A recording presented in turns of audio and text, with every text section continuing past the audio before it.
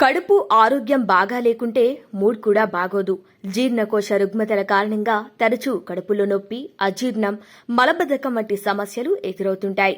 దీంతో దాదాపు ప్రతిరోజు గ్యాస్ బర్న్ సమస్య వేధిస్తుంది. అయితే ఈ గ్యాస్, గుండెమంట ప్రధాన కారణం గతి తప్పిన ఆహారపు అలవాట్లు. ఇక నిబంధనలకు విరుద్ధంగా తినటం వల్ల ఈ విధమైన లక్షణాలు కనిపించడం ప్రారంభమవుతుంది. ముఖ్యంగా నూనె, మసాలా ఆహారం, ఫాస్ట్ ఫుడ్, శీతల పానీయాలు ఎక్కువగా తీసుకుంటే జీర్ణ రుగ్మత సమస్య అంత తేలికగా వదిలిపోదు. అజీర్తి సమస్య రాకుండా ఉండాలంటే ఆహార అలవాట్లు మార్చుకోవాలి.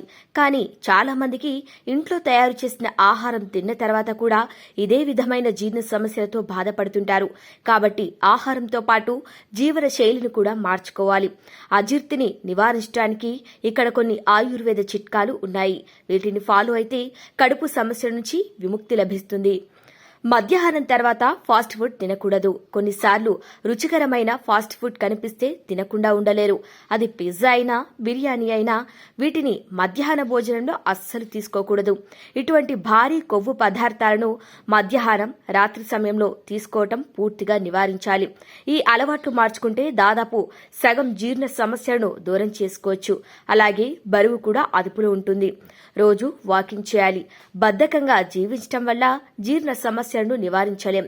మధ్యాహ్నమైనా, రాత్రి అయినా భోజనం చేసి పడుకోవటం మంచి అలవాటు కాదు.